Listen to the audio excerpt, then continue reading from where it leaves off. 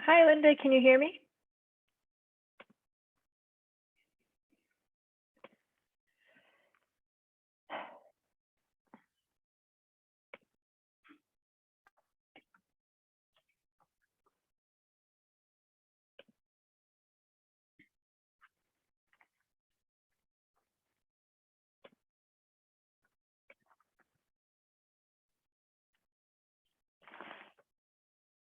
John, can you hear me? Alt. You unmuted for a second, and now you're muted again.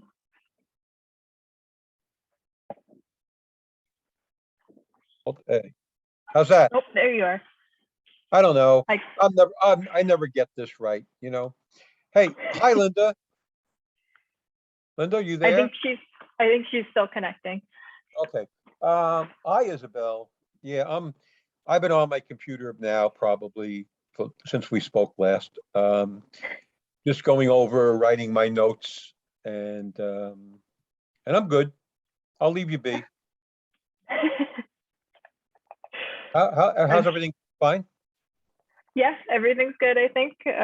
We should be all good to go. I heard back from a good number of members this time, so I think Good, pretty good. much everybody should be attending, and I think everyone got it properly, which is good. Okay. Okay, you can't see me, can you? No, I can't. I can't see you either, can I? No. Are you off screen? Yeah, I have my computer camera's broken. Oh, really? Yeah, it's unfortunate, but it's too old to fix. Too old to fix. TOTF. Okay, I'll remember. Yeah, I don't know why I'm not on. Maybe I have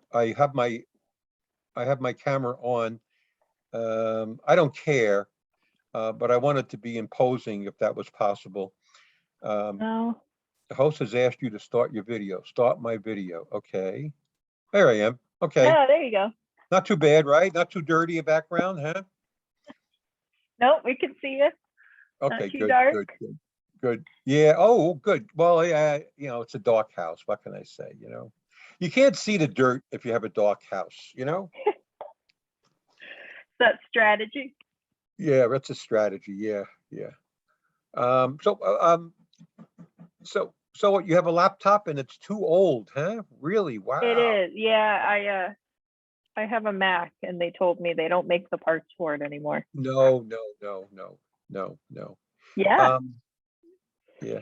Well, I treat myself to a real good computer every 6 years. And so just this past year, I spent a couple $3,000. And once again, because, Wow.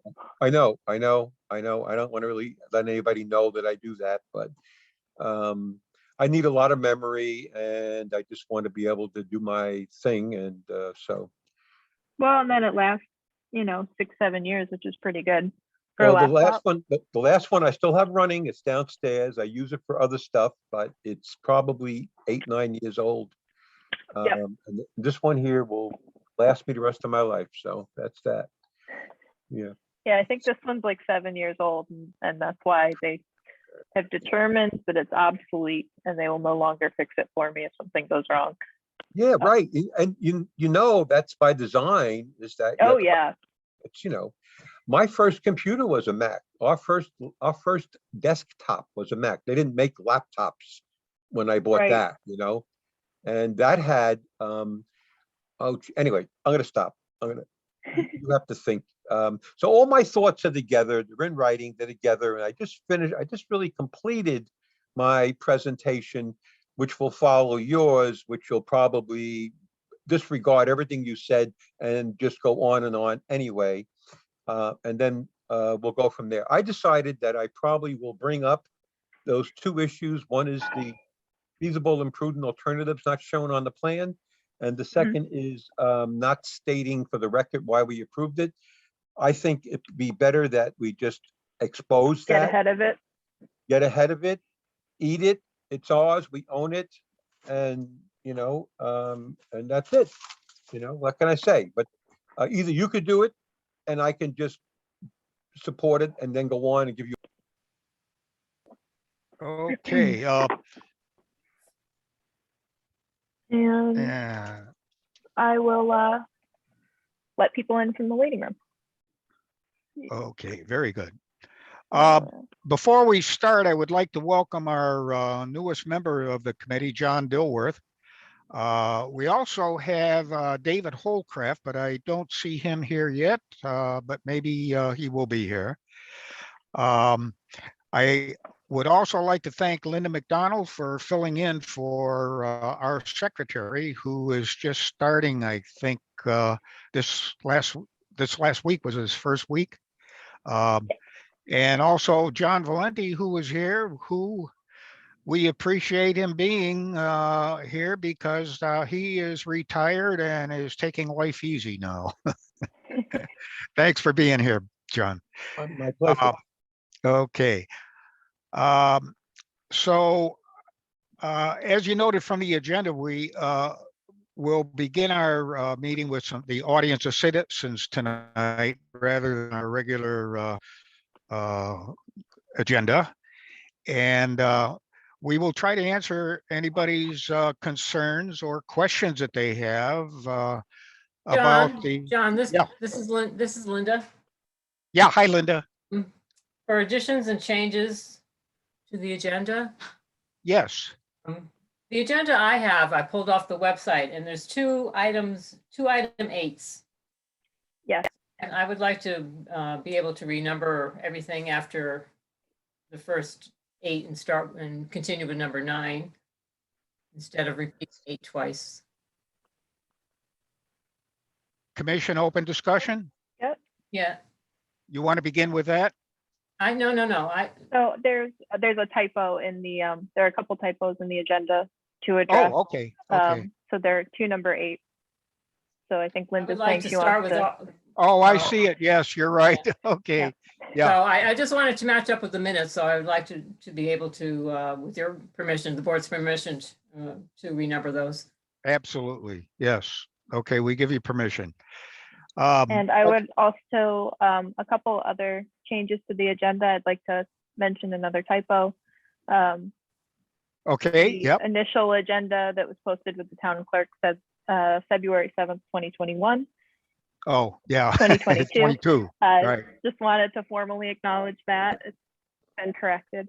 And then we have a couple of other things. I'd like to, if it's all right with everyone, push 6.1, the application of Laureen Moran to, or 6.2, I'm sorry, the application of Laureen Moran to 6.1, just to group the 2 town applications together and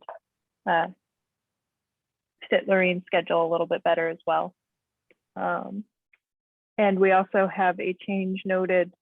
I would like to go over the administrative report on 79 Cards Mill in the audience of citizens, just because we're addressing some information, and I want to be able to handle all of that at one time.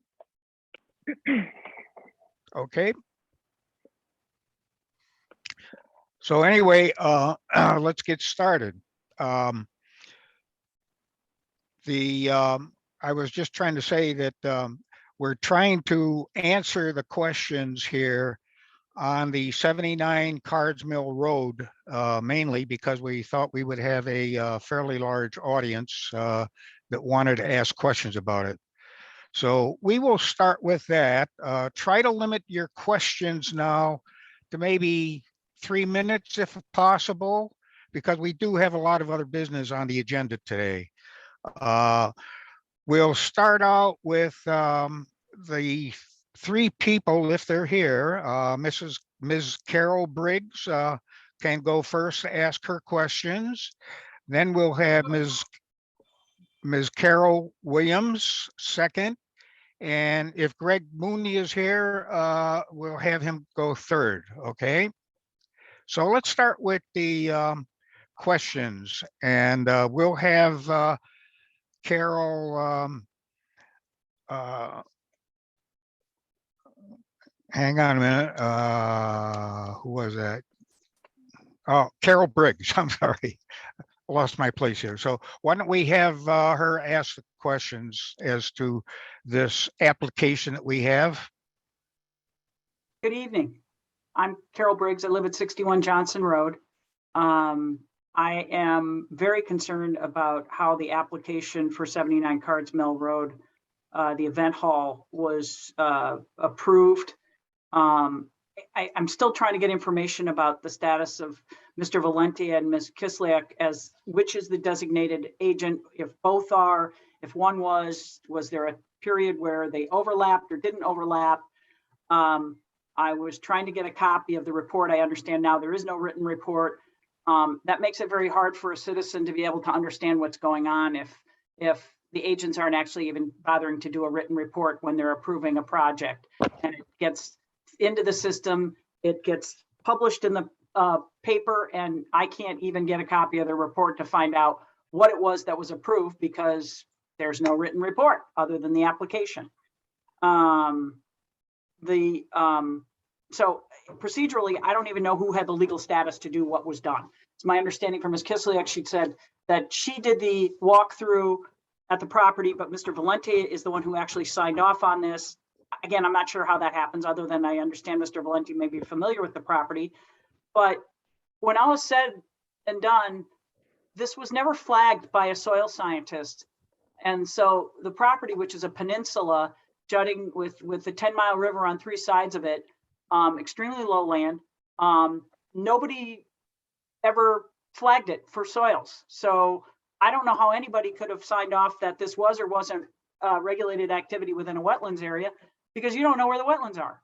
I'm looking at the Plan of Conservation and Development, which is a horrific copy, but on page 44, that is showing that there's wetlands on all of the, I guess that'd be the southern side of the peninsula, down where the gazebo is, and then on the northerly side as well. So the application says they're not in a wetlands area. The little blue spot I'm looking at, and I could share my screen, but you guys can look it up too. It's page 44 of the Plan of Conservation and Development. It's what I have to go by because there's no map showing the soils and any designations. And they have a soil. Ms. Briggs, I want to answer all your questions, but so far I counted 5, and I'm an old man, and my memory, I'm going to forget to answer questions. You want to just ask a question, and then Isabel and I can answer it. But please, if you want to continue, please do. But understand that you're going to have to reiterate what you said so we can answer it, because I really can't. Yeah, why don't you answer one question at a time? So you Okay. told me I had 3 minutes, so I was talking. Oh, yeah. Okay. Well, we Sorry. just did that. So in case there was 50 people that we didn't end up, we have applicants that submitted applications that we have to hear. So we try to keep this short, but we didn't know how many people were going to speak, Ms. Briggs. But Isabel, do you want to answer some of Mrs. Briggs' questions to start with, and then tell her who we are, and then I'll follow up. And you have, Sure. Ms. Briggs, you can finish. Ms. Briggs, you have additional concerns that you're welcome to share. Let us start a little bit and then have a dialogue. Thank you. Okay. Yep, we'll do that. Yeah, I can start off on that. So I am the wetlands agent, and John is as well. Essentially, John was the wetlands agent when I came in, and because the state of Connecticut did not have their training course available to complete the full certification, John stayed on officially as the wetlands agent so that he could complete the portions of the job that I was not able to at the time. So when John left, he was working remotely and consulting with me. This application came in, I believe, in November. And I went out to the site to meet the engineer and discuss the project that he would like to do. We looked at 3 different areas. Let's see. I can pull up the application actually, if you just give me 1 second. I think it would be beneficial to be able to point out some things on the map. I just have to share my screen.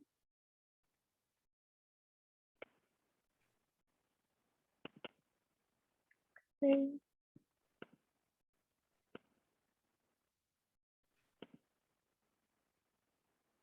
And can everyone see this? Yes, thank you. Mhm. Actually, that's the wrong screen. I have some pictures of the site available as well. And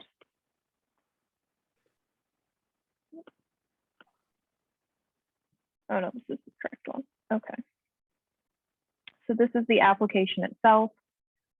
The project proposed was for, let's see, a 60 by 60 concrete pad, a 12 by 14 square feet sunroom, and 2 handicapped accessible parking spaces.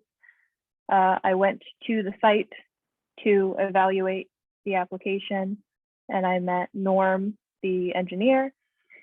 When I looked at the site, the handicap parking spaces are right in this area. They are, I believe, about 142 feet from the river and 110 feet from the nearest suspected wetland. The sunroom is about 82 feet from the river, and I did not see visually any wetlands in the area. And the concrete pad, which is 60 by 60, is approximately in this area here. It's about 162 feet from the river in this direction. And it actually, a majority of the stormwater runoff would drain to the other side of the river. And it would take a flow path that is greater than 200 feet. The site itself is extremely flat. It is developed, it is grass. And I did not have significant concern or believe that it would have significant impact because there was a lack of slope. There were no visible wetlands. And because on the CROG and FEMA map, no floodplains significantly were shown in this area. There was a small band of floodplains shown on the CROG map, not the FEMA floodplain map. Over in this direction, it was maybe 25 to 30 feet wide, and I did verify that in the field. And I think I have some pictures here. Do we have another map that you could show that's a greater scale is not that next one. Oh, this That's one that's here, better. Yeah, that one there is a little Yep. better. I think that shows the pad and the parking. Could you point out again the parking and the pad for everybody? Yes, so let me Thanks. zoom in a little bit. Yeah, good. More visible. That's So perfect. this is the Okay. concrete pad here. Yeah. And this is the parking. So the parking is about 142 feet from the river at the closest point. The pad, I believe, is about 165 feet at its closest point from the river in this direction. And only a portion of the pad is in the upland review area. The pad itself actually drains due to the topography of the site in this direction over the rain garden and towards the 10-mile river, but in a flow path that is greater than 200 feet. To help mitigate stormwater runoff, I did have the engineer infiltrate 1 inch of runoff here by the 2 parking spaces. And I also had him increase the rain garden by 266 square feet. So that would capture 75+% of rain events in Connecticut. Furthermore, from the site itself, because it is grass, because there's no slope, realistically, even without this infiltration, it's very unlikely, in my opinion, that any stormwater runoff would have reached the river before being infiltrated in the lawn. So I took this application to John. He reviewed it himself via the maps, my description, CROG, FEMA.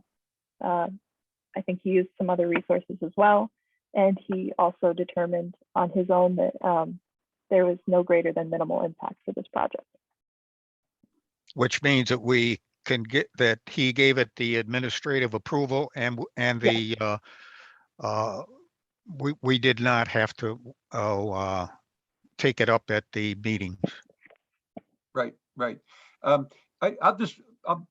will talk at length later, and you will know that I am talking at length once I start to talk. But yes, I am the duly authorized agent. I'm the only individual currently until later this month that can sign off. So Isabel sent me this, the plan that you're looking at, and the application was sent to me. In addition to this, what I'm looking at, which I could read very well, and I know based on this plan where the wetlands are, I know it's going to be difficult for people to understand that, but also I used other resource maps. I didn't look at the plan of conservation, which is the first thing that residents go to. I looked at the CROG map. I looked at the Tolland County Soil Survey. I looked at the FEMA maps. So I looked at a half a dozen maps. I was able to access and look at these maps in less than 2 minutes. Okay, it's not like it takes me a long time. Some of these maps are all at one site, and based on that, I agreed with Isabel's assessment that the wetlands are in the area. Isabel, could you show where those wetlands are adjacent to the parking area? If you could just bring your cursor there. Yeah, they're right there. Yes, I think they're approximately right in this area. There, and they follow that contour. The CROG map and the official Columbia wetlands map given to us by the state, both of them show a narrow band running along that river that is around 30 feet wide. So that means 144 to the river, 30 feet wide means approximately 110 feet to the parking area. It was very easy to assess that because these are well-drained soils. And when I look at the contour maps that were provided by CROG, I can see that the contours immediate to the river showed a slight depression and then a rise of 2 feet. Well, that rise of 2 feet is where it came out of the wetlands and to the lawn. So Isabel, in viewing this from the parking area, here we go. You see this wet area here on this photo, the one on the left? That's the wetlands immediate to the river, okay? You see that big, I think it's a hemlock that's standing there? That is just up 1.5 feet above that wetland area, that wetland trough, and that's when we're getting to the lawn, and that tree is approximately 110 feet from the wetlands to the parking area. There is no wetlands any closer than that wet area there. Now, that wet area is not wet because it's a wetlands, it's wet because the prior snow event had melted and deposited the water, which didn't leave the area because it's a poorly drained soil. Adjacent to it, by that big hemlock, you'll see there'll be a rise of 1 foot to 1.5 feet and 5 feet where you get to a well-drained lawn. And unfortunately, we don't have any photos of the lawn without the snow on it, so you can't see, but it's in a developed area where you have paved walk paths and such. That tree is the tree that we were talking about, and so the other tree on the left. And you could see the water beyond the trees, and you could see how those trees are slightly elevated. That's where the lawn begins, and that's where the wetlands ends. I know I told you I'm going to talk incessantly, so somebody stop me or others go on. I've been doing this for 44 years, you know. I mean, literally 44 years. I've been trained with soils and water resources. I've trained wetlands agents. I've trained sanitarians. I've been trained by the government to identify wetlands and identify soils. I've been trained by other soil scientists that I hired to train my sanitarians when I was the director of the environmental section in the Northeast District Department of Health. This is not a part-time gig for me. I've been doing this for over 40 years. I know wetlands and I know soils. I don't have to think twice about it. I know what I'm looking at. Isabel is very talented and she relayed to me exactly what she saw out there. I have no question in my mind that those wetlands are any closer than 110 feet. Now, why didn't we have a soil scientist delineate the wetlands? Well, we don't do that every time we go to a site. That's around $3,000, because once you have a delineation of the wetlands, then you have to have those wetland flags, 20, 30, 40 flags shown on a plan. If the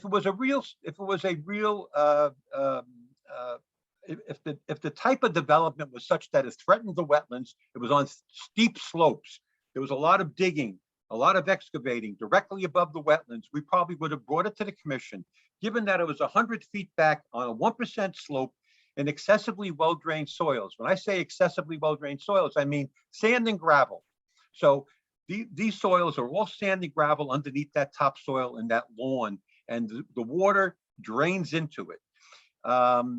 So anyway, going on and on. So yeah, I have a lot of experience in this field. This is my job. This is what I do. This is what I love to do. Do I make mistakes? Sure. Did I make a mistake here? No.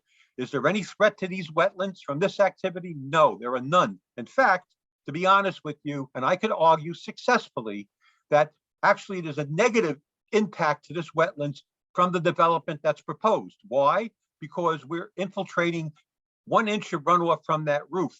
Also, in addition to infiltrating the runoff from the roof, we're infiltrating water from the driveway and water from the other areas around the roof. The roof only has two types of contaminants that can impact a wetlands, and that's atmospheric nitrogen and phosphorus. The same atmospheric nitrogen and phosphorus that would fall on the lawn is now falling on the roof. So that's why we capture 1 inch of runoff. It's only necessary to capture a third of an inch to infiltrate that type of contaminant. The other 2/3 of an inch of water then you pick up other areas around that roof, around the driveway, that can then be infiltrated and reduce the amount of nutrient loading into the 10-mile river. That's why I'm saying after the construction is done, the end result is a negative impact to that resource because of the infiltration of the runoff into the system. So we do that on Columbia Lake, and and Isabel has picked that up, and it's doing that on these projects. I probably would not have required an inch of runoff. Isabel, being very conservative, required it, and it goes to our benefit that she did that, and it's something good to carry forward. Not only reducing the amount of nutrient loading in the lake, but to take that particular program and apply it throughout the town. That's excellent, and I support that type of program. I'll be quiet now. John, will you do one thing? Explain what an administrative approval is so that everyone understands. Okay, well, it's fairly simple. The state wanted to make sure that the person that you only the commission can appoint the duly authorized agent. That's the term, duly authorized agent. For the individual to be a duly authorized agent, back when I got duly authorized, or back when I got qualified, there were you had to go to 3 one-day courses. And they did that for a few years. And then after that, they gave modules, basically 8 modules, which are a training course, which you take online. And if you complete that, then you are designated as certified to act as a duly authorized agent if you're so appointed. So these modules cover soil erosion, they cover wetland identification, benefits to mitigating factors for wetlands, site plan review, the different types of wetland systems that you may be involved with, different types of impacts, different types of uses, or different type of benefits that the wetlands have, et cetera, et cetera, et cetera. So Isabel is now qualified, so I'm out of a job. So she will be acting as your agent after you appoint her at the next meeting. I think it's going to, Isabel, next meeting, or when will they appoint you? Next meeting? I believe so, yes, because Yes, it's not okay. on the agenda So, for this meeting. Yeah, okay, yeah. So that's what a duly authorized agent is. There are some members of our commission who got trained. I think Ian got trained. I think Bill Ross got trained. Ian, are you duly authorized? Are you certified? I don't believe I completed all of them. I thought you took the course. No, I think it was just Bill. Oh, Bill did. Okay, right. Okay, Yep. so that's John. That's my answer to your question. Sorry.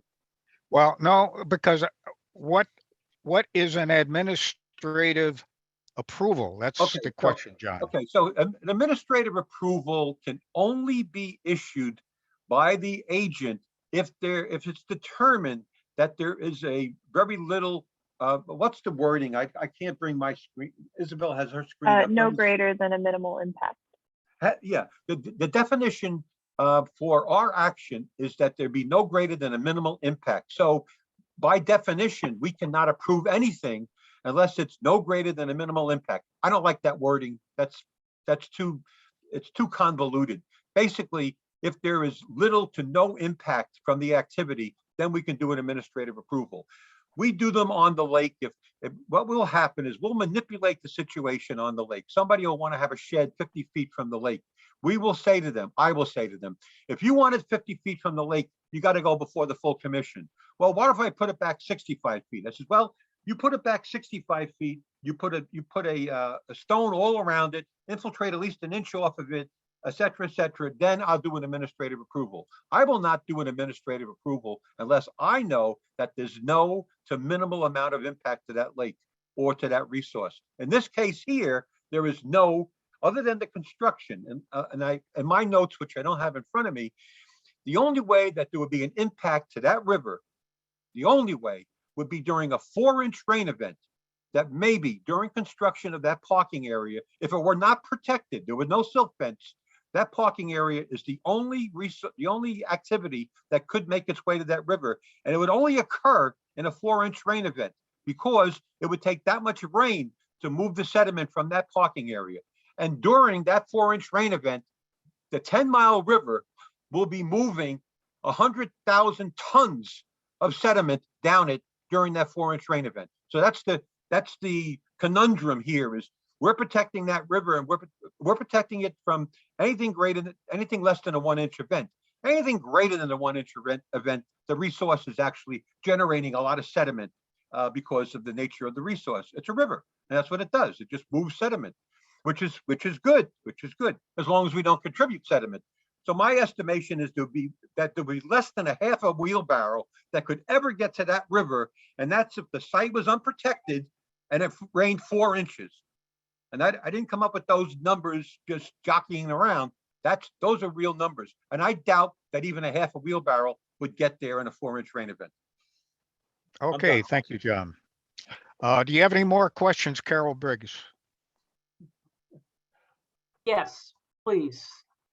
So first of all, the standard for an administrative approval, it says in 12.1, it says the duly authorized agent, the authority to approve or extend the license for an activity that is not located in a wetland or watercourse when such agent finds that the conduct of such activity would result in no greater than a minimal impact.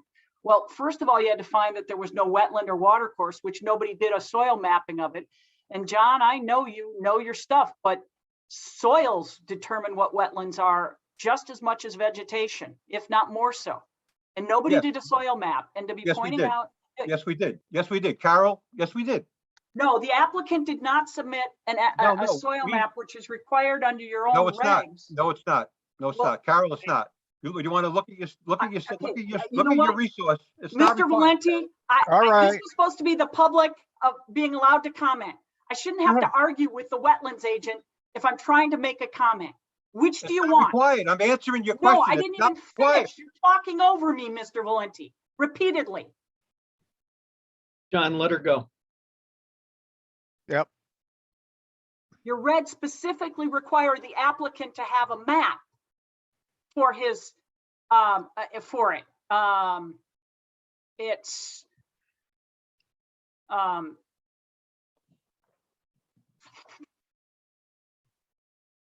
the application is supposed to, I apologize, I have too many pages open here.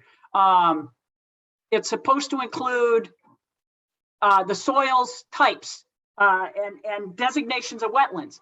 I don't know how the applicant could have filled this out that there were no wetlands involved. By your own statement, there are wetlands where the gazebo is being worked on at a minimum.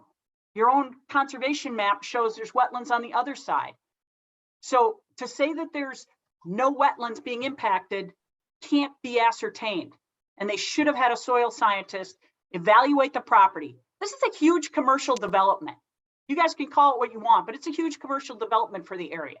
And the 10-mile river is a really nice river and it should be protected. You know, they've got this pad going in and supposedly the water, which on a flat plain is magically going to know to go north. Well, north of the pad is a leaching field that they're installing. So now you have the runoff going into a leaching field, what, 10, 20 feet away from the pad? Then it's going to the rain garden. Then it's going to another leach field for the house. So you have your increased runoff supposedly going to the north, all going through within 100 feet or so, 2 leaching fields. And you're going to tell me that's all good and that isn't going to impact the river when you've got the quote unquote increased flow going to the north. Now, you've all just said how flat this is. So I don't know how you know you're going to have the water going to the north and it isn't going to go to the south. But the fact is this should have been mapped. You should have had it designated as to whether or not what is wetlands by soil type. The applicant should have been required to do that so that we, the public, could see what it was that was happening and impacting our resources in this town. Okay, I think, Carol, your time is up. For Yeah, a bit. because Mr. Okay, Valenti- how about, we're gonna ask the next person to, Let me add, I would comment. like to add just one more comment. All This right, does one more not know comment. where the utilities are being constructed. And there are definitely utilities going to be constructed.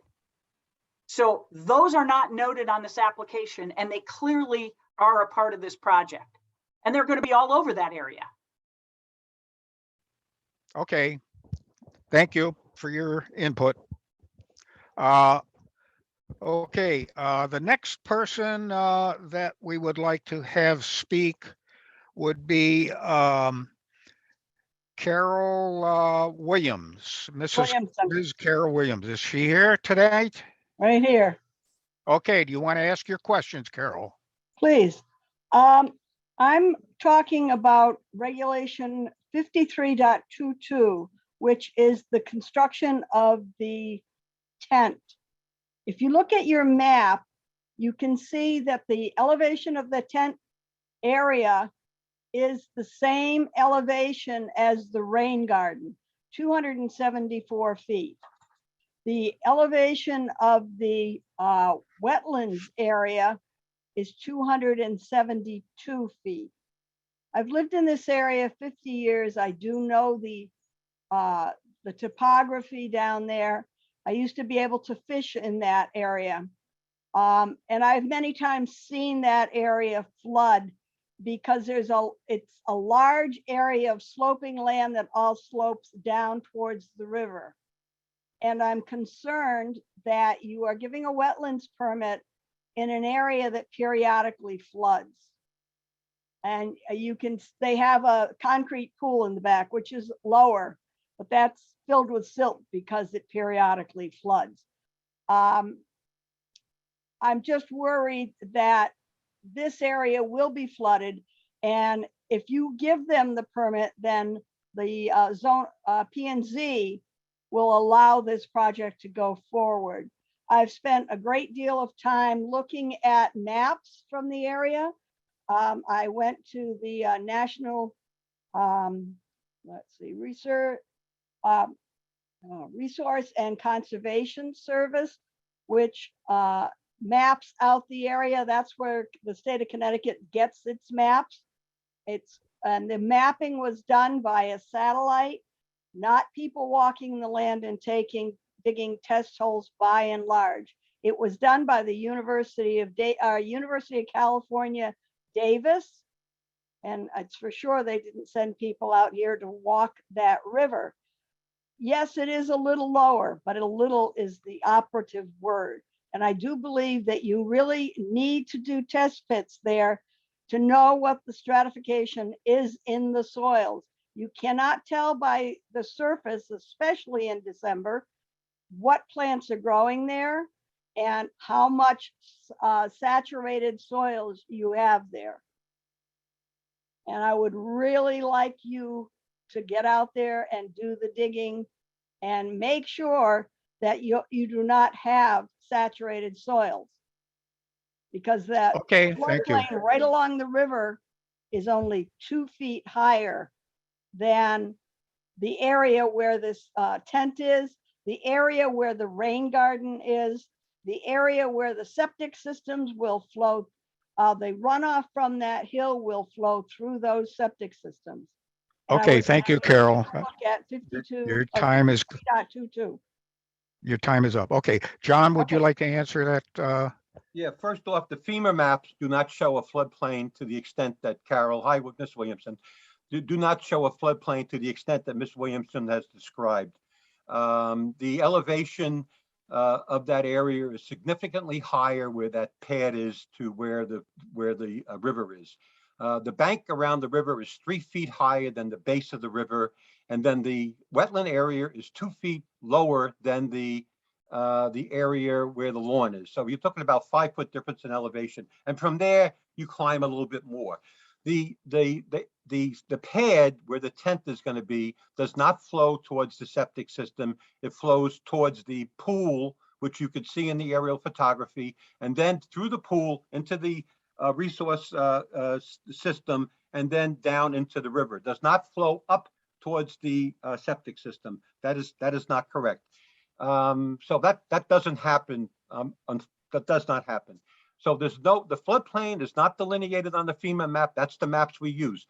Do we rely on that in total? No, we don't. We go and we look. And so we did examine the area. We examined the topography, the contour maps. We examined the type of soils that you have. And it's not possible for that wetland soil to exist any closer than, let me just be safe here and say 100 feet from the parking area. That is it.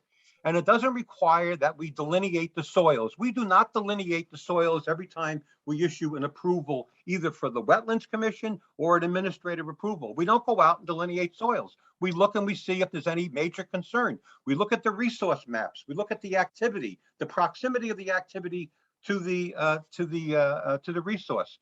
Now, aside from what the potential uses and everything, we looked at the two buildings. I mean, the building, which the flow is greater than 200 feet to the river. It's outside of the upland review area. Technically, it's within the upland review area because it is 165 feet from the river, and it's separated from that river by an elevation of the driveway. The driveway is higher, so therefore it can't flow towards the section of the river that's 165 feet away. It's flowing the other way, okay? The parking area is about the size of your living room, okay? And at the end of the parking area is a stone trench, which will capture 1 inch of runoff. That will not make it to the river. If the wetlands were 50 feet away, it would not make it to the wetlands. So we've been doing this for a very, very, very long time. I understand you have other concerns there, but certainly please do not rest your laurels on the wetland issue. Find some other issues if you want to do something about this activity, but you're not going to find that they're going to be that the issue here is wetlands. It's not. Now, to take this a step further, this administrative approval was issued. There was an appeal period, which no one appealed our decision. This is a courtesy that we're extending to the residents, to the good residents of Columbia, to ask what we did and how we did it. And we're telling you, this is what we did. And we may have had a couple missteps, which we corrected, but that was it. We did our jobs there. We did our jobs well there. And this commission has no reason to challenge what we've done. I mean, I've been doing this for this commission for over 32 years. I can tell you, we did not screw up here, and these wetlands will be protected from these activities. Okay, thank you, John. We got time for another one. Let's see, is Greg Mooney available to ask questions? Hello?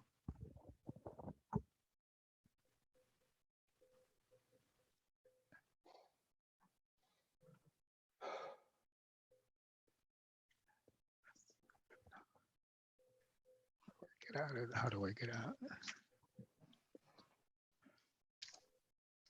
I could be wrong, but I don't think I've seen Greg join yet.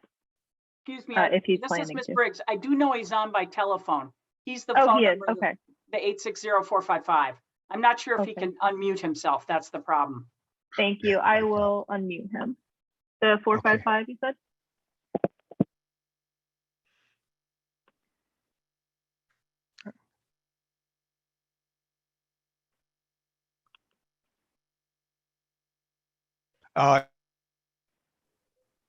Is Greg there?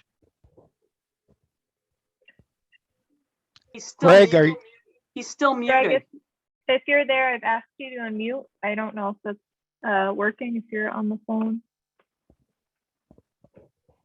Am I on mute? Can you hear Oh, me? there you. Yeah. Greg, are you there? Hello, Okay, I okay. hear you. can you guys hear me now? Yes. Yes. Yes. Okay, thank you. Sorry about all that. Yes, I am on a phone. I just would like to make the comment that Carol asked, pointed some things out that they saw from the public that they had questions on. And it's just very concerning from a citizen through this whole process when we have questions and, we're meted with a defensive tone and, we have a right to, I think, ask these questions. And I'm just glad I'm here on this call to see how this was handled when, we're just asking for you to be transparent and show us, your findings, and to be met with such resistance is very Well, concerning. And I'm I glad believe I'm on the that's call. exactly, hold it up a minute. I think that is exactly what John has been doing, is answering your questions. And just because you Extremely don't want to hear it, defensively. No, I mean, as a public, we have the right to ask these questions, and just to be so defensive about it. She's questioning the administrating, excuse me, please, if- at this point. Please, if- that's what this are is the you point going to I'm talking about answer? now. Are you going to ask a question or continue your? I'm from the public, and it was on the agenda, so I can make a comment. Go The right ahead. administrative approval is what she was questioning. You decided that you wanted to make this decision at this point, and that's what she's questioning. And she's asking for, your documentation.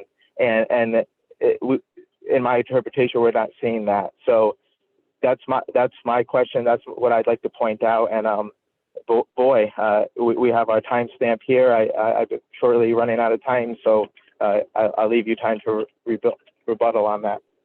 Okay, We provided. let me answer. Let me answer that question, okay?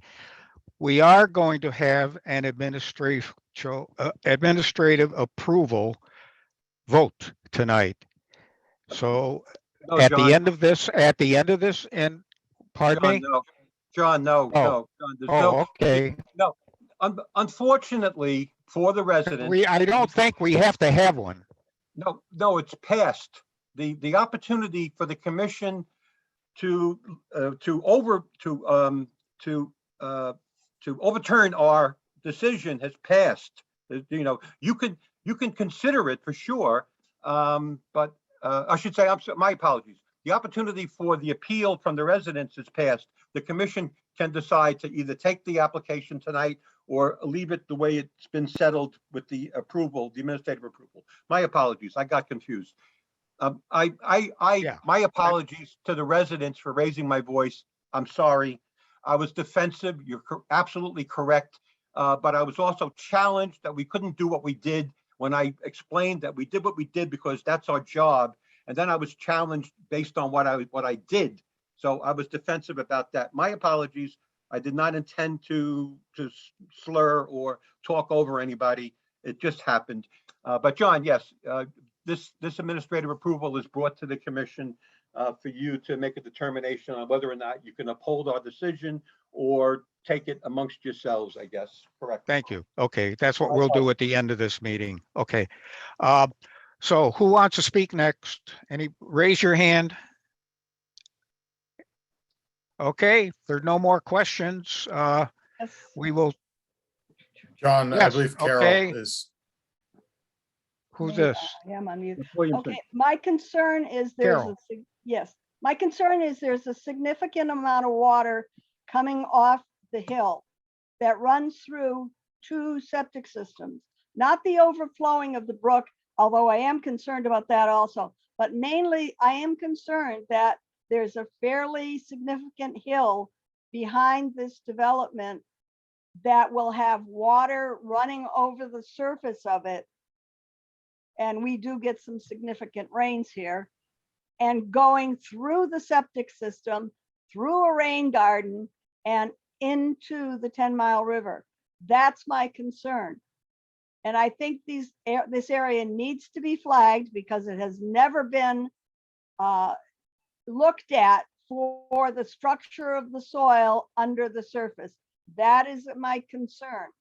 And I think Oh. that's what you need to take a look at. Okay, thank you. I can speak to this a little bit. I would okay. like to just reiterate that the septic systems that are shown on the plan are pre-existing. They're not part of the administrative approval, and they're not part of future development. They're current. When they were installed, soil test pits did have to be dug to ensure that modeling was at the appropriate depth. I'm sure John can speak to that a little bit as he has experience as a sanitarian. So there was, I'm sure, criteria when those septic systems were installed, and at this point, there's nothing that is in our purview. Certainly, if they were being reinstalled, if there were a new install for a septic system, There that is a is new something that install. would be not currently on the plans and not involved in the administrative approval that was done.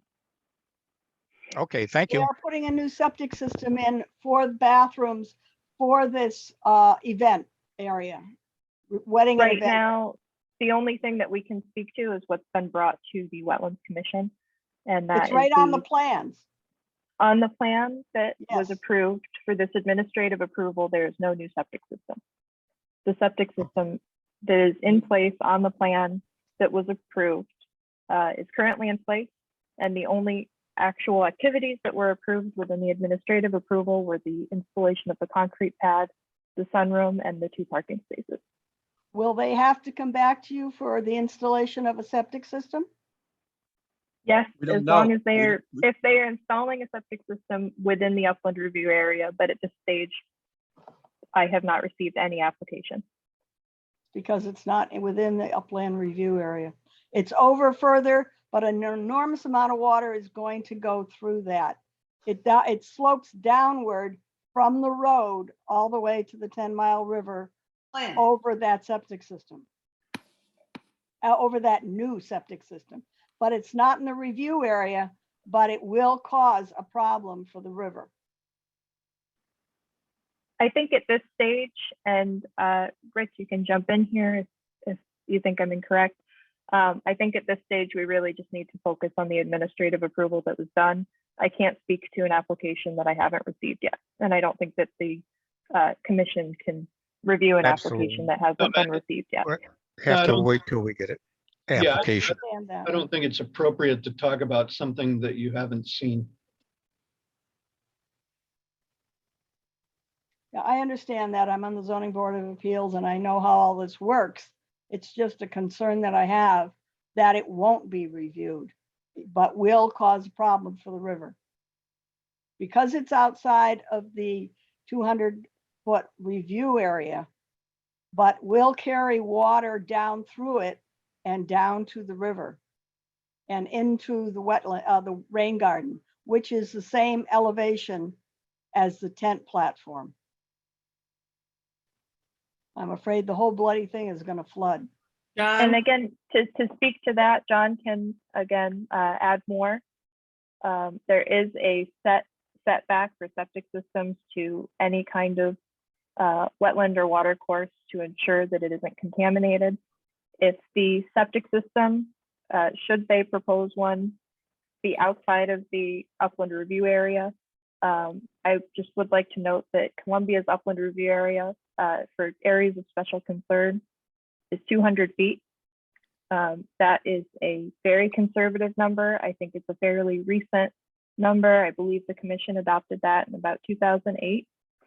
The reason that that setback was adopted as an upland review area was to ensure that any activity outside of that that did not come to the commission for review would be very unlikely to have an impact on a wetland or water course. Okay, thank you. John, Any other questions from anybody? John, Yes. hi, Mary. Mary? Quick question, even though we're talking hypotheticals, would this not only be a wetlands issue, but involve Eastern Highlands? So this would be a thorough review for a hypothetical issue that isn't in front of us. Is that not accurate? It's not just wetlands, it's Eastern Highlands who oversees septic systems. Yes, Right. Okay. and Moot- generally moot for point commercial being- projects, the state as well. Thank you. So moot point being. Thank you. Okay. So this would be their problem, I guess. Okay, any other questions from the audience? Hearing none, I think it's time to take a vote. I will ask the commission to take a vote, and all those in favor of approving the project as an administrative approval, raise your hand. Here, yes, if you can't see me. You were in the public Opposed? comment session of this meeting. How did you move to a motion? Opposed? None.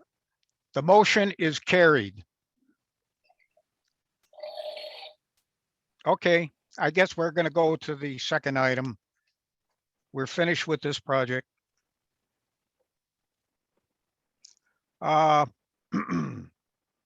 Just to be clear, that was Okay, what, that was on the 2 parking spaces, the sunroom, the concrete pad, the administrative approval that was issued back in December. yes. Correct. Correct. Mhm. Okay. Uh, And did we have a Let's get second on for to that the motion? Just for the, item 6.1 IWW. Who's speaking? I was speaking, John. Oh. I don't know if Linda or Josh got it, if we had a second for that vote. I second. Okay, Oh, all in favor. Raise your hand again. All right. Unanimous.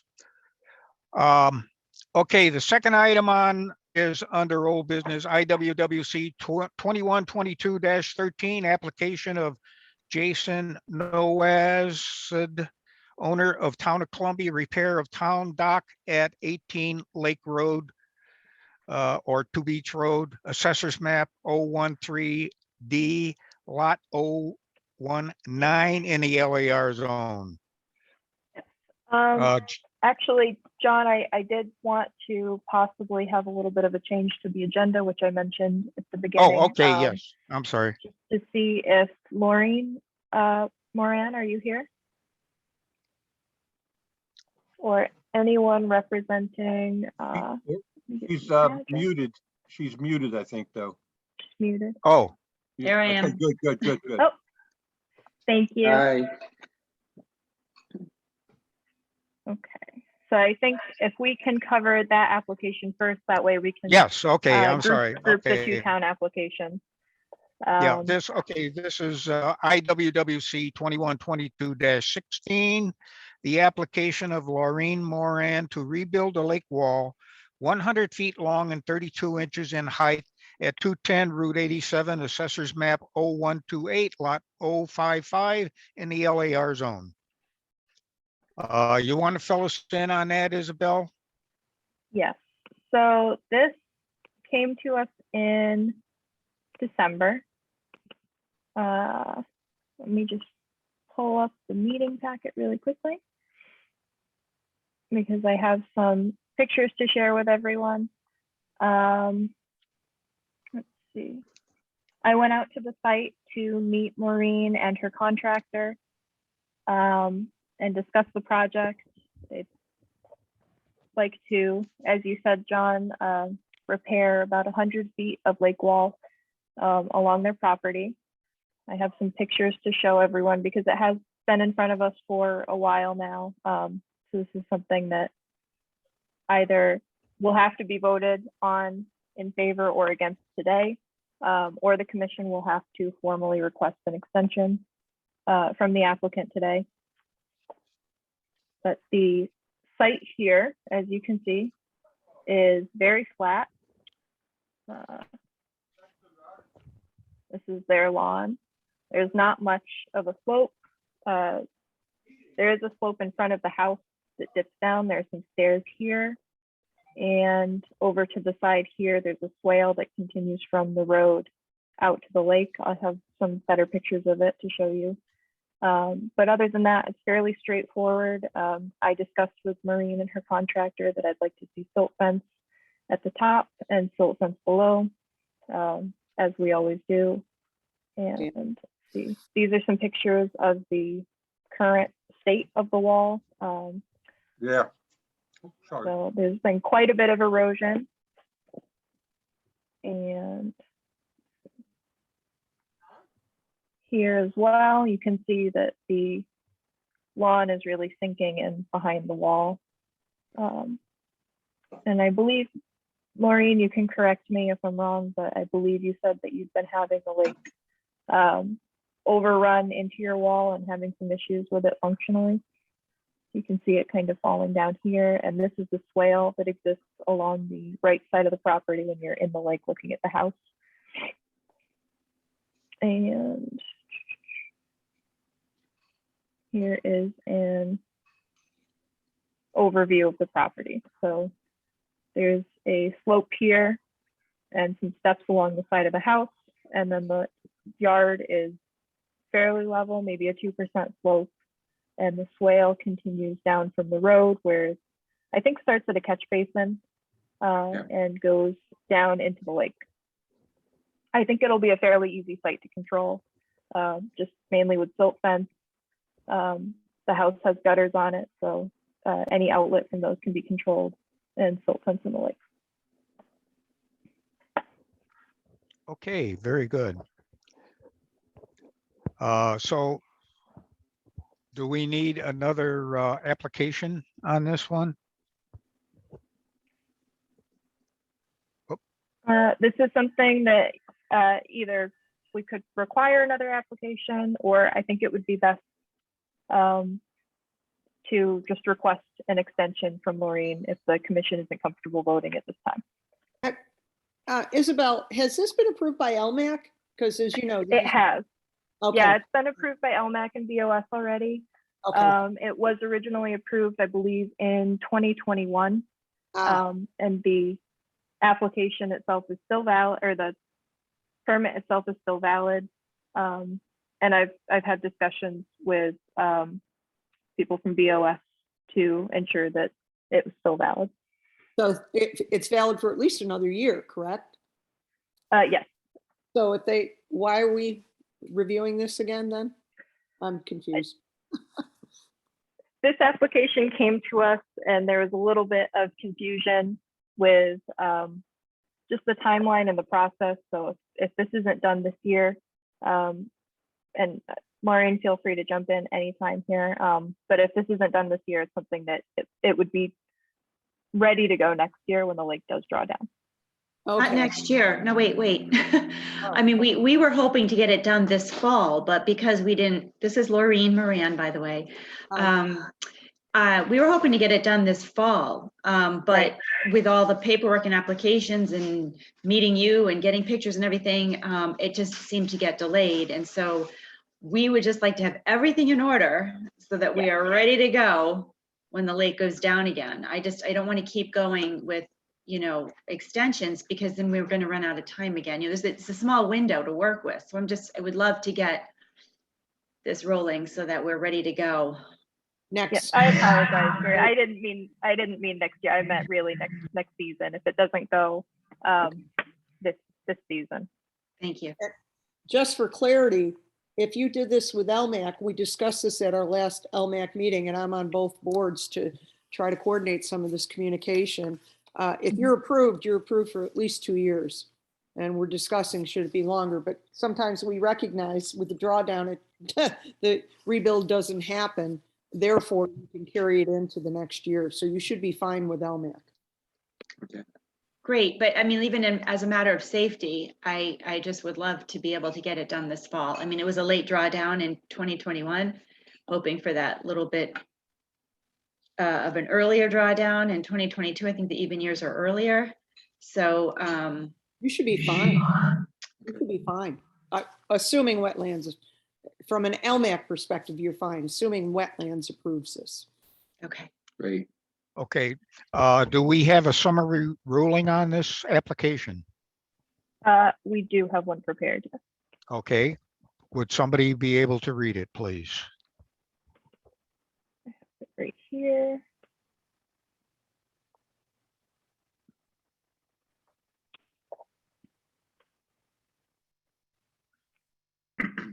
Okay, so for the application at 210 Route 87 in Columbia, the applicant is Maureen and Stephen Moran for the installation of roughly 100 feet of lake wall and to replace existing steps. I'm going to skip over this standard first 5 requirements a Right. little bit. You don't have to read the first 5. Let's see.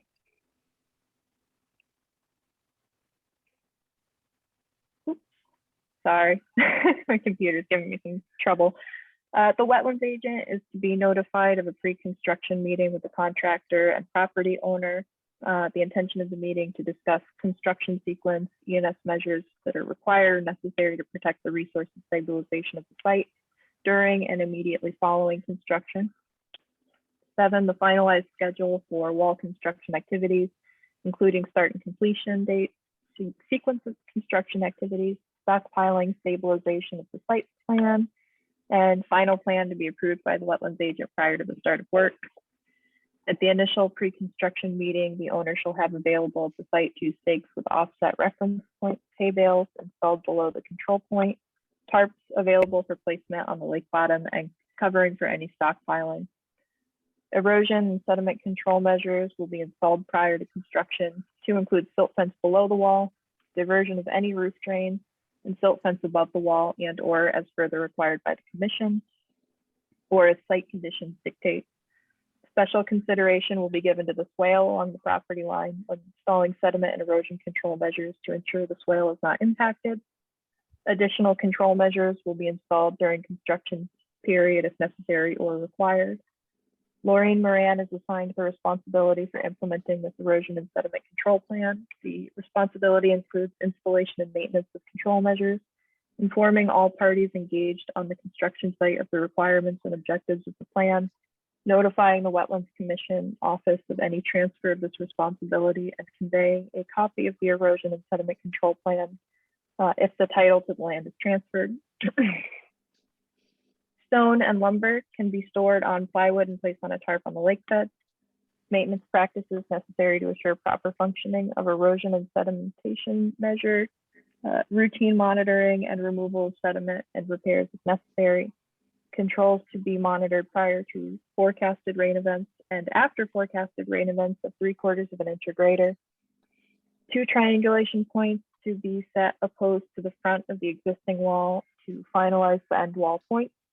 These points are to represent the finished new wall and to be set with stakes. An additional fee of 4 inspections at $35 per to be paid prior to the start of work in accordance with section 19.5 of the commission regulations. Method planned to be consistent with the wetlands permit and approved BOS approval and best management practices. All disturbed areas above the wall are to receive straw matting or equal diversion measures to remain in place until site is stabilized and approved by the town to have measures removed. Okay, thank you, Isabel. Can somebody make the motion to accept this summary ruling that you just heard read by Isabel? John, I make a motion to accept the summary ruling as read. Okay, do I have second it? that. I'll Okay. second that. All in favor, raise your hand. Aye. Aye. Aye. Thank you. Thank you. Good luck. Motion is carried. Okay, We need luck to pay it off. Thank you. I know so. Good luck with the rest of the meeting. Thank you so much. okay, there Thank we you. go. Okay, so the next 2 items we can consider are the former item 6.1, which was the application of Jason. No, I read that previously. And also 6.3. Well, let's go take 6 Well, okay, that item was changed to 6.2. 6.1 was changed to 6.2 and 6.2 was changed to 6.1. So 6.2 is the IWWC 2122-13 application of Jason Nowedstead, owner, Town of Columbia, repair of a town dock, 188 Lake Road, 2 Beach Road, Assessors Map 013D, Lot 019 in the LAR zone. Can you bring us up to date on that? Sure. I'm not sure if Jason or anyone else from the town is here for this application, but we did have a site walk for this in December, I Yes. believe the 18th or something around there. We looked at this application and the next one to be heard at the same time. The town pier itself included some emergency repairs that are already done, that were reviewed by everyone in attendance. And any further work to be done is work that was declared non-emergent by the town building official, Jason. They would like to continue the project by building a retaining wall on the beach side of the pier just to help limit erosion. And I think that's the most of it for this application that Okay. we have right here. So do we have a reading of the summary ruling? Sure. Well, a lot of this does relate to work that was completed as an emergency, And but special consideration is to be given to Columbia Lake, which is designated under Section 1.6 of Columbia's wetlands regulations as an area of special concern. As such, this area shall be afforded the greatest protection. Only emergency repairs as determined by the town's building official may be completed before full approval from the Wetlands Commission. All other repairs must be held until a permit is issued.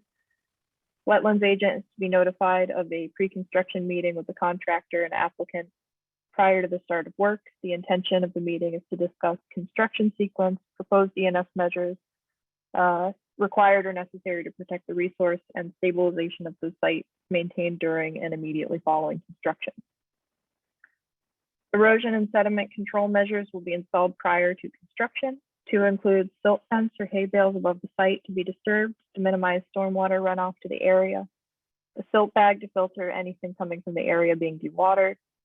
Silt bag is to be placed away from the disturbed area and out of the lake water as to allow time for infiltration. The sump pump should have an impervious bottom, such as a tarp to retrieve debris. No machinery on the lake bed. Tarps and plywood to be placed below the pier to catch all debris from work.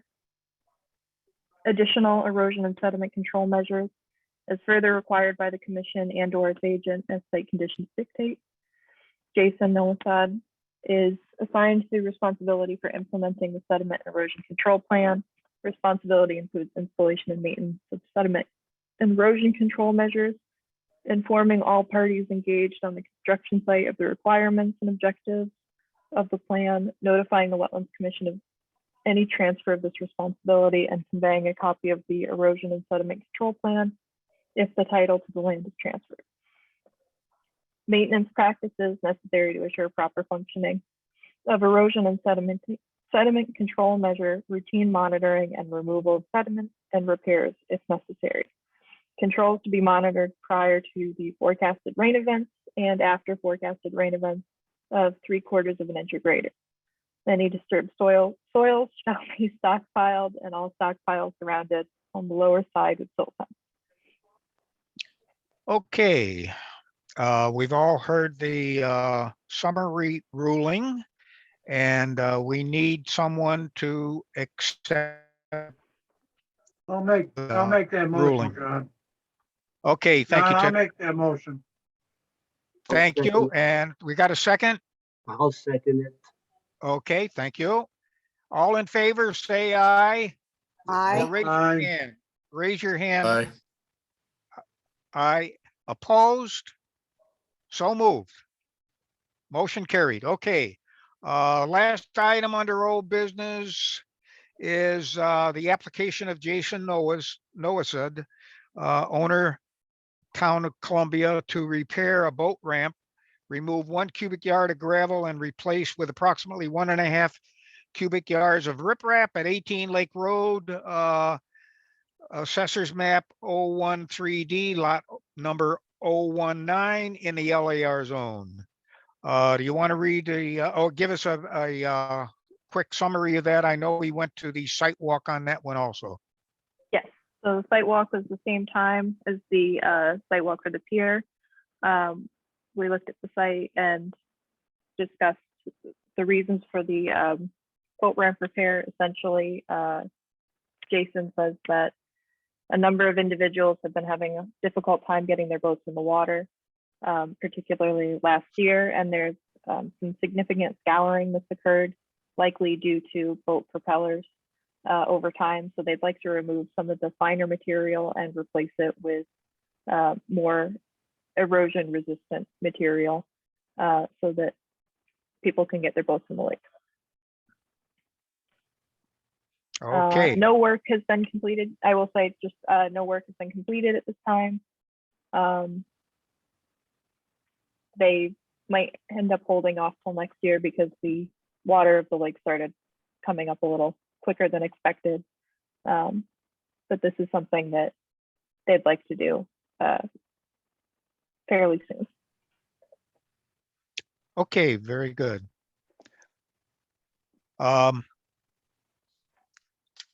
Let's see. I guess we need a summary ruling on that one. The summary ruling for this one is really very similar to the other Okay. project for the pier. So I'll just kind of run through it really quickly for Yeah, everyone. if you could go quickly, that would be great. So special consideration to Columbia Lake. The wetlands agent is to be notified of pre-construction meeting with contractor and applicant prior to the start of work to discuss the construction sequence and propose DNF measures. Finalize schedule for all activities to be approved by the wetlands agent prior to the start of work.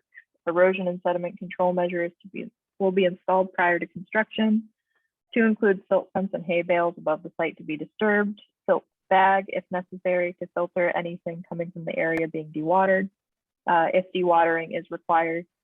If used, silt bag to be placed away from the disturbed area and out of the water to allow time for infiltration. If used, sump pump should have an impervious bottom such as a tarp. No heavy machinery on the lake bed. Tarps and plywood to be placed below the pier. Area of work to catch all debris. Additional erosion and sediment control measures as further required by the commission and or its agent as site conditions dictate. Jason Noasad is assigned responsibility for implementing the sediment and erosion control plan. The responsibility includes installation and maintenance of control measures, informing all parties involved in construction of the requirements and objectives of the plan, and notifying the Wetlands Commission of any transfer of responsibility. Maintenance practices necessary to assure proper functioning of erosion and sediment measures, routine monitoring and removal of sediment and repairs necessary. Controls to be monitored prior to any forecasted rain event and after any rain event is 3/4 of an inch or greater. Any disturbed soils shall be stockpiled, and all stockpiles surrounded on the lower side with silt fence. Thank you, Isabel. Okay, do I hear a motion to accept the summary ruling? Make that motion. Okay, is there a second? I'll second it. Okay, all in favor, raise your hand. Aye. Opposed? So moved. Very good. Get into new business, the application of Bill Wythe to amend a previously approved application to rebuild a portion of the lake wall from 35 feet to 58 feet at 50 Erdoney Road, assessors map 016A, lot number 001 in the LAR zone, and the application number IWWC 2122-22. Okay, do you want to give us an update on that, Isabel? Sure. So this is a new application to amend something that was previously approved. They're adding about 28 feet, something like that. I believe essentially the erosion this year is worse than they originally expected. So out of necessity, they would like to restore more of their wall than was originally planned with their previous application. Okay, very good. Do we have to accept, excuse me, do we have to accept this application tonight? Yes. Okay. Do I hear a motion to accept the application? Motion to accept. Second, Okay. First, all in favor, raise your hand. Aye. Aye. Opposed? So moved. Motion accept. If accepted, Uh, does that mean we go on to the next week or the next meeting? Yes. So the application can be approved within after a 14-day appeal period, or 14-day appeal Can I do period. an administrative approval if asked, because LMAC just approved this the other night. And the Board of Selectmen has already approved it. Unfortunately, I don't believe that an administrative approval can be done because this is considered work in the wetlands. Sure, got it. Okay. yeah. But ideally, if we are able to maybe schedule a special meeting for this, and I believe we have one new application for you to review and possibly accept. If we're able to schedule that on the 22nd or any day after that, the applications could be approved at that time. Okay, thank you. Okay. Thank you. Okay, next item 7.2, IWWC 2122-24, application of Christine Bush to replace a dock at 22B Lake Road, Assessors Map 0130, lot number 015 in the LAR zone. Do I hear a motion to approve that application? Motion to approve. accept the application. Oh, Accept. Is that what I said? Yeah, I'm sorry. No, Accept. approve, accept. Motion to accept. Okay. Second. Second, Okay, all in favor of accepting the application, Aye. raise your hand. Opposed? So moved. Thank you. Okay, next is the approval of the meeting minutes of December 6, 2001, 2021, and the special meeting minutes of December 18th, 2021. Everybody have a chance to look at those on your internet. Yeah, I thought it was a job well done. You're here. Okay, so do I hear a motion to accept them? I'll move to accept those minutes. Okay, second, Second. Ian, okay. All in favor, raise your hand. Aye. Opposed? So moved. Audience of citizens we had already. Commission open discussion. Any open discussion that we want to have tonight? This is I do Lynn. want, This is okay. Linda, John. I have something just for future meetings, just to help out the clerk. When you're taking votes, and sometimes there's things displayed on the screen, it's very hard for the clerk to determine who's making a motion and who's seconding it. Oh, okay. So Can't we'll see have to them all. You state our can't see- names. You can't see everybody at the same time. So my Okay, recommendation Good would point. be, Good would be point. to do, would be to just poll the board one at a time and get their aye or their nay. yeah, that would be, Just- we'll call the Just- name. Good point. Thank you. Okay. Okay, any other open discussion? I'd just like to welcome our new members of the committee, David Holcroft and John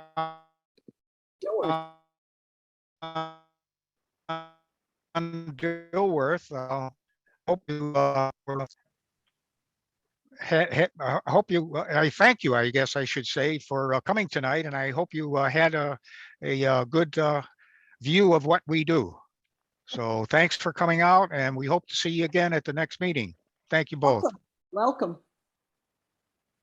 Okay. Okay. John, this is Linda again. Yes, Linda. Can I get clarification on Mr. Dilworth and Mr. Holcroft's status? Are they full members? Are they alternate? Okay, David Holcroft, I guess, is a full member, and John Dilworth is an alternate. Okay. Okay. All right, let me look at the agenda again here. Oh, we have some administrative reports.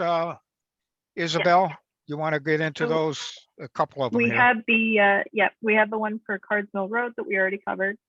And then there were another two. There was one for 8 Baker Hill, which we approved recently for a single family home and the associated well and septic. And the commission also allowed them to fill in a couple small sections of wetlands that were already significantly degraded. When the application went through planning or the zoning permit process, some changes were made to the layout of the house and its location on the lot. It moved slightly closer. I believe it was about 10 feet closer to the wetlands. And I did an administrative approval to allow the changes to the plan to go through. They're not filling in any more wetlands than they initially agreed to. So there's not too significant a change, but it is a little bit closer. Okay, I don't think that's a problem. And then the other application was to Chris Morel for 186 Route 87. Mr. Morel is a septic installer, and he replaced the septic system and a well at that location. I believe this was in late November or early December. I don't have it right in front of me right now. But I approved it, or rather I sent it to John for administrative approval. Just due to the time of the year, it wasn't something that could wait 2 months to go through the approval process for the Wetlands Commission. The septic system at the site was failing and needed to be replaced. And if the project was delayed the 2 months for commission approval, it would have been further delayed by just the ground being frozen. Okay, So that very site, good. I will say I had them put up silt fence and controlled everything. Make sure nothing reached the lake. Okay, I think this concludes all the business. John, and, John, yes. John, can I say something? Oh, yeah, sure, John. Just two things. Thank you. Two things. One is, typically in the past, I would have approved the septic systems because if they're failing, we want that discharge to be immediately abated. So Isabel had acted accordingly. And so we wanted that to happen, the septic system to be installed. And then after the fact, we came to the commission. And the real reason I'm interrupting is that, again, I wanted to apologize for raising my voice and being defensive to those in attendance. It was no disrespect intended. I'm very adamant about what I do. And I feel I was being defensive about something that I thought should have been understood because I was repeating myself incessantly. And some of the issues that were raised, I thought weren't valid.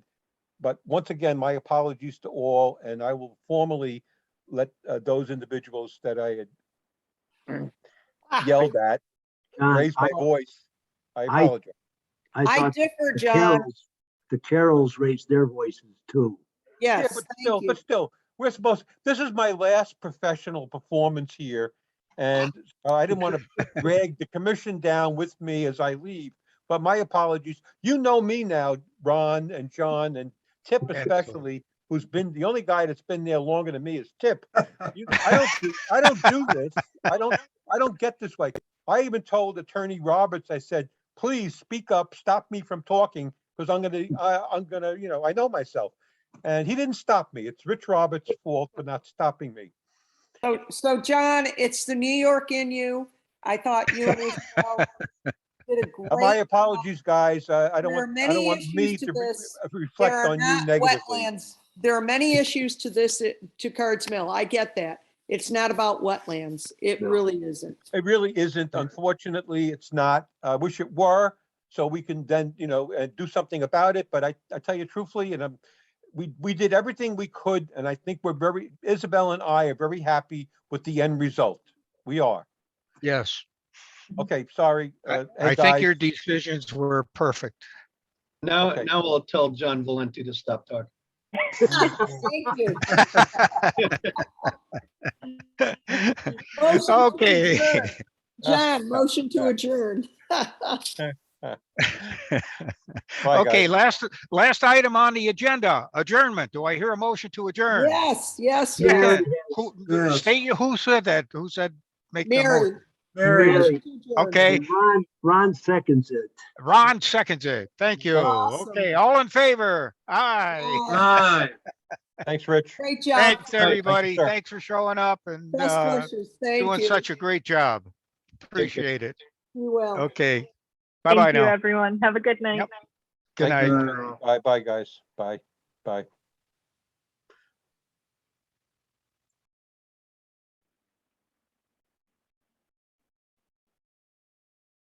We'll catch up with you. Okay. Bye. Bye. Have a good night. You also. Bye. Bye, Josh. Bye, Tip. Bye-bye. Bye, John. Take care. Bye, sir. Bye, everyone.